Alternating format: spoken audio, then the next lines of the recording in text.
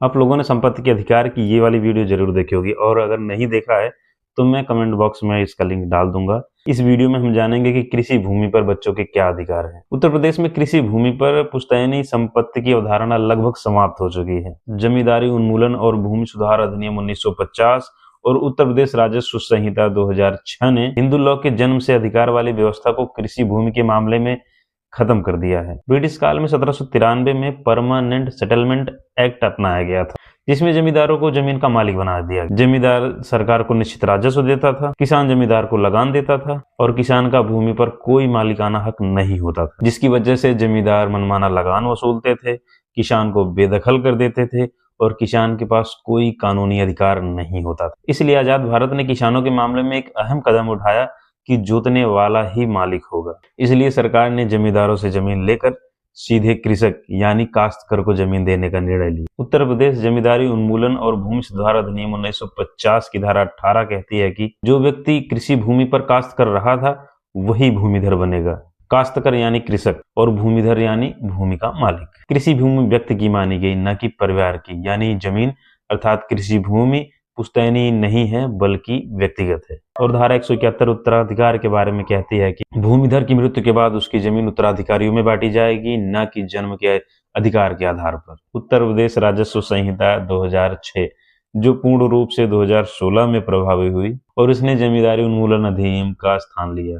भूमिधर को भूमि हस्तांतरण, वसीयत और उपभोग का पूर्ण अधिकार होगा। धारा 108 कहती है कि कृषि भूमि में किसी को भी जन्म से अधिकार नहीं होगा। अधिकार मिलता है तो केवल भूमिधर की मृत्यु के बाद, न कि जन्म के आधार पर। भूमिधर की मृत्यु के बाद भूमि उत्तराधिकार की प्रथम श्रेणी में जाएगी, जिसमें पुत्र, पुत्री, विधवा पत्नी, मृत पुत्र या पुत्री की संतान आते हैं। इन सभी को बराबर हिस्सा मिलेगा।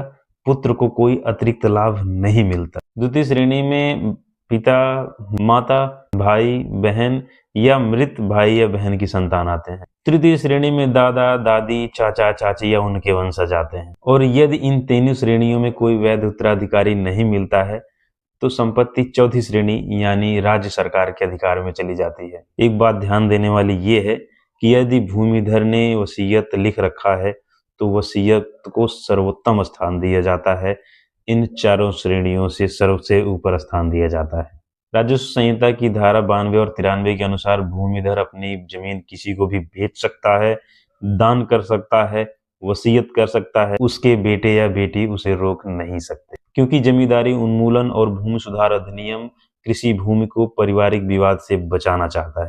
राम अवलंब बनाम जटाशंकर मामले में कोर्ट ने कहा किसी भूमि पर हिंदू संयुक्त परिवार का सिद्धांत लागू नहीं होता है। बंशीधर बनाम उत्तर प्रदेश राज्य मामले में कोर्ट ने कहा कि भूमिधर अपनी जमीन का संपूर्ण मालिक होता है, संतान उन्हें रोक नहीं सकती। गया दिन बनाम हनुमान प्रसाद मामले में कोर्ट ने कहा कि कृषि भूमि पर उत्तराधिकार केवल राजस्व कानून से ही तय होगा। उत्तर प्रदेश राजस्व संहिता बेटा या बेटी को बराबर हिस्सा देने की बात करता है, चाहे वह विवाहित हो या अविवाहित, लेकिन यह अधिकार उन्हें भूमिधर की मृत्यु के बाद मिलेगा, ना कि मृत्यु से पहले। क्योंकि सबसे ज्यादा सवाल आते हैं कि क्या पिता पुश्तैनी जमीन को बेच सकते हैं कि नहीं, तो जवाब है हाँ, बिल्कुल बेच सकते हैं।